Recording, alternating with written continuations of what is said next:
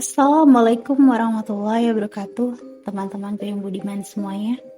Terima kasih banget yang udah mau menyempatkan diri buat ngeklik video ini ya. Buat kalian yang mau bantu support channel aku, bisa banget bantu klik tombol subscribe channel ini dan jangan lupa nyalakan loncengnya untuk mendapatkan notifikasi terbaru ketika aku nge-upload video baru. Gimana? Sudah siap buat ngedengerin kisah misteri kali ini? Oke, gak usah berlama-lama, kita langsung cus ke ceritanya. Senja itu aku menatap langit dengan penuh kerinduan. Kerinduan akan keluarga yang telah aku tinggalkan. Aku terlibat pertengkaran dengan orang tua yang membesarkanku sejak kecil, membuatku pergi dan hidup seorang diri di kamar kos yang sederhana ini. Kamar kos yang baru beberapa hari aku tempati ini, semua kebahagiaan dan hal indah yang aku miliki sejak dulu hilang begitu saja. Bodohnya aku meninggalkan mereka, meninggalkan kebahagiaan yang sejak dulu aku rasakan, dan menjalani hidup dengan penuh kesendirian. Hari ini akhir pekan, aku tak beraktivitas. Seharian aku menghabiskan waktu bersama handphoneku, melihat sosial media dan lainnya. Hanya itu yang bisa aku dilakukan oleh orang yang kesepian. Semua aku lewati begitu cepat, sampai akhirnya sekarang sudah waktunya malam datang. Kamar kosku berada di lantai 2 membuat senja terlihat jelas dari sini. Senja yang sangat indah. Aku menatapnya. Dan semoga keluargaku menatapnya juga. Menatap senja yang sama. Pukul 23. Lagi-lagi, waktu berlalu begitu cepat. Aku tetap bermain-main dengan gadgetku. Melihat sosial media. Di tengah kesunyian dan heningnya kamar kosku, sesekali aku berkomentar di beberapa postingan. Aku berkomentar laksana seseorang yang benar dan bijak. Padahal dalam kehidupan yang sebenarnya, aku hanyalah seorang pramuryadang yang membenci diri sendiri. Seseorang yang gagal karena keegoisannya sendiri. Dan dengan bodohnya aku menasihati mereka. Saat aku sedang asik dengan kegiatanku, tiba-tiba dering gadgetku berbunyi dan memecah keheningan malam di kos ini. Ada sebuah pesan masuk. Pesan itu dari seseorang yang tidak aku kenal. Ia begitu ramah dan baik. Dia seorang perempuan, sama sepertiku. Walau awalnya aku terganggu, perlahan orang ini bisa memahami semua obrolanku, dan aku merasa cocok berbicara dengannya. Aku mengajaknya berkenalan, namun ia tak menyebutkan namanya. Menurutnya, tak penting mengetahui nama. Yang terpenting kita bisa akrab terlebih dahulu. Aku mencoba menuruti dan mengikuti cara berbincangnya. Ini sangat membantuku di saat aku kesepian. Dan sejenak aku melupakan rasa rindu pada keluargaku. Terkadang kita kehabisan bahan pembicaraan di chat. Terkadang pula ia lama dalam menjawab chatku. Sesekali aku melakukan selfie sembari menunggunya membalas chatku. Saat kita kehilangan pembicaraan, kita selalu menemukan topik pembicaraan baru. Dan ini membuatku merasa nyaman dan tak pernah bosan. Sudah lama aku tak mendapatkan momen-momen mendapatkan seorang teman. Teman yang benar-benar bisa mengerti aku dan mau mendengarkan keluh kesahku. Aku merasa mendapatkan keluarga baru yang membuatku berpikir ia bisa menggantikan keluarga yang aku tinggalkan. Karena di tengah keputusasaanku ini, aku mendapat support baru dari seseorang yang memang aku butuhkan. Tak terasa, aku sudah mengobrol dengannya selama 2 jam. Dan jam menunjukkan pukul 1. Aku belum juga tidur, karena masih banyak yang ingin aku ceritakan kepada teman baruku di sosial media ini. Namun pada akhirnya aku sadar bahwa aku punya kegiatan esok hari. Aku sudah terlambat tidur dan tidak bisa terjaga lebih lama lagi agar tidak mengantuk keesokan harinya. Namun sebelum kami menyudahi obrolan, ia memintaku untuk mengirimkan fotoku karena ingin melihat wajahku. Aku mengirimkannya foto selfie yang baru. Aku ambil beberapa saat. Aku segera berbaring dan mencoba terlelap. Namun suara gadgetku terus berbunyi dan dia membalas chatku lagi. Aku pun berpikir untuk memintanya mengirimkan foto. Karena aku juga penasaran bagaimana wajah orang yang sejak tadi mengobrol denganku. Namun ia berkata tidak mempunyai foto, karena menurutnya kameranya berkualitas jelek. Dan tak lama berselang, ia membalas lagi. Kali ini pesannya sedikit aneh. Boleh aku datang ke rumahmu dan meminjam kamera untuk foto? Ujarnya melalui chat. Aku berkata untuk menemuiku esok hari karena sudah malam. Aku ingin menemuinya esok hari karena aku memang penasaran bagaimana sosoknya. Sekaligus ingin berkenalan dan berbincang dengannya secara langsung. Namun, ia kembali menjawab dengan aneh kalau ia sedang dalam perjalanan ke kamar kosku. Ia sedang di jalan. Bagaimana ia tahu alamat kosku? Aku bingung dan menganggap ini guyonan, dan ia membalas chatku lagi. Kalau bisa sekarang, kenapa harus besok? Begitu balasan yang aku dapat. Aku pun berkata kepadanya, kalau aku akan segera tidur dan tidak bisa membalas guyonannya lagi. Tapi ia membalasku lagi. Ia bilang akan segera mengirim fotonya, karena ia menemukan foto dirinya yang baru ia temukan di galeri lamanya. Aku pun sesaat membatalkan niatku untuk tidur demi menunggu foto kirimannya. Setelah aku menahan rasa kantukku, beberapa menit kemudian terdengar dering dari gadgetku lagi, dan ternyata ia sudah membalasnya.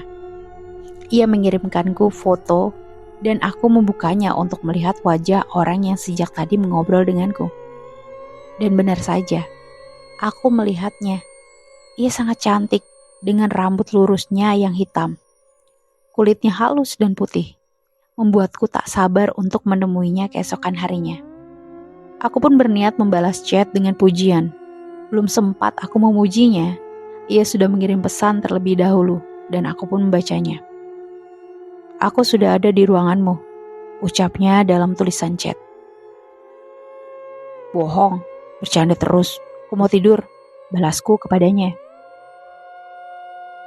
Sembari menunggunya membalas chat, aku melihat fotonya untuk beberapa saat. Dan aku mulai menyadari sebuah keanehan. Keanehan yang tak pernah terfikirkan olehku.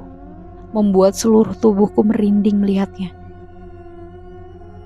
Di foto itu jelas ia sedang berfoto. Tak ada yang aneh dengan fotonya. Yang aneh hanyalah background atau latar tempat ia berfoto. Ia berfoto di tempat yang persis sama seperti kamar kos yang aku tempati saat ini. Aku pun ketakutan karena jelas ini bukanlah sesuatu yang normal dan wajar terjadi. Ini benar-benar tak masuk akal. Aku tidak berani berkomentar. Aku tak berani membalas chatnya lagi. Sampai akhirnya ia mengirimkanku pesan. Aku sudah sampai. Aku akan mengetuk kalau kau ketiduran, ucapnya dalam chat. Aku pun mendengar suara langkah kaki yang berhenti tepat di depan pintu. Perlahan aku turun dari kasurku, berjalan ke pintu dengan kakiku yang gemetar. Aku berjalan perlahan tanpa membuat suara. Sangat terasa perasaan takut yang hampir menguasaiku. Saat sampai di depan pintu, aku membungkuk dan mengintip dari lubang kunci pintu. Dan benar, di sana aku melihat seorang gadis menggunakan gaun putih. Namun aku tak melihat wajahnya. Yang aku lihat hanya sebatas bajunya saja, karena pandanganku terbatas dari lubang kunci tersebut. Aku semakin ketakutan. Aku bergegas ke ranjangku, berbaring dan menutupi seluruh tubuhku dengan selimut. Tiba-tiba terdengar suara ketukan yang sangat berisik dan mengganggu. Namun anehnya, suara ketukan itu tidak berasal dari pintu, melainkan dari dalam lemari kayu kosong yang tidak terpakai. Aku sangat ketakutan dan menangis. Aku benar-benar takut dan bingung harus berbuat apa. Aku melihat gadgetku dan dia mengirimiku pesan. Aku di dalam lemari kayu. Tolong buka, ucapnya. Aku semakin ketakutan membaca pesan teks tersebut. Sesekali aku putus asa dan pasrah. Namun di tengah keputusasaanku ini, suara seorang gadis terdengar dari luar. Suara gadis yang sejak tadi berdiri di depan pintuku. Buka! Buka pintunya! Aku akan menyelamatkanmu! Teriaknya dari luar pintu. Aku telah berpikir buruk tentang seseorang di luar sana. Ternyata gadis tersebut tidak berniat jahat. Namun, setelah gadis itu teriak, suara ketukan dari dalam lemari semakin keras dan mulai terdengar seperti suara orang yang berusaha mendobrak. Buka pintunya, kumohon, atau kau tak akan selamat, teriak gadis itu dari luar sana. Namun gadgetku kembali berdering dan dia mengirimkan pesan lagi. Dia yang berada di dalam lemari kayu misterius di dalam kamarku ini. Jangan buka, kumohon, jangan buka pintunya. Jangan buka pintunya, ucapnya dalam chat. Aku berniat membuka pintu dan kabur bersama gadis di luar sana, namun tubuhku bergetar hebat. Keringat dingin mengucur deras. Aku sangat ketakutan. Aku melihat lemari kayu tersebut berjalan dengan sendirinya ke arahku. Sementara, gadis di luar sana berusaha mendobrak pintu kosku. Aku mundur perlahan karena ketakutan. Namun lemari itu terus saja bergerak dengan sendirinya ke arahku. Aku kehabisan akal saat aku sampai di ujung ruangan. Aku menangis ketakutan dan meminta tolong. Aku pun kehilangan akalku. Lemari itu terus bergerak mendekat. Aku akan melakukan apapun agar bisa lari dari tempat ini. Aku pun membuka jendela dan memberanikan diri untuk lompat dari lantai 2. Tak ada waktu lagi. Lemari itu sudah di depanku. Entah apa yang terjadi kalau aku terlalu lama berpikir. Maka, aku pun langsung nekat melompat dari kamar kosku yang ada di lantai 2. Sesaat sebelum aku jatuh, gadis itu berhasil mendobrak pintu dan masuk ke kamarku. Namun anehnya, ia membawa sebuah pisau dapur yang tajam. Aku pun menghiraukannya. Tubuhku terjun bebas ke bawah. Tak terlalu tinggi memang, namun aku serasa terbanting dengan keras ke tanah. Kepala dan kakiku sakit. Para orang-orang di sekitar lari ke arahku dan menyelamatkanku. Aku melihat orang-orang yang datang mengerumuniku. Pandanganku kabur, dan aku melihat di jendela kamar kosku. Gadis itu berhasil masuk ke kamar kosku. Ia menatapku dari jendela kamar dengan wajah yang marah sambil menggenggam pisau dapur. Lagi-lagi aku menghiraukannya dan aku pun pingsan saat ditolong warga sekitar.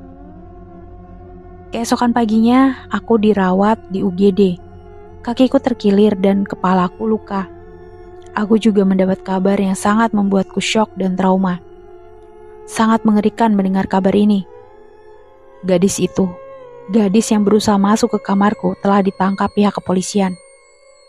Karena kasus pembunuhan. Ia membunuh seorang wanita yang juga tinggal di kamar kos yang kutempati. Beberapa minggu sebelum aku menempati kamar kos ini, polisi menemukan mayat wanita yang dibunuh gadis itu di dalam lemari kayu di dalam kamar kosku. Namun, sang gadis pembunuh itu baru tertangkap di malam setelah aku melompat dari lantai 2. Di malam itu juga, dia berniat membunuhku karena takut rahasianya terbongkar. Karena ternyata, kamar kosku itu menyimpan bukti pembunuhan yang ia lakukan. Aku sangat syok dan terpukul. Aku pun menghubungi keluargaku untuk meminta maaf. Karena aku mulai sadar, tak ada yang bisa menggantikan posisi mereka. Dan di saat-saat seperti ini, hanya merekalah yang kubutuhkan, bukan orang lain.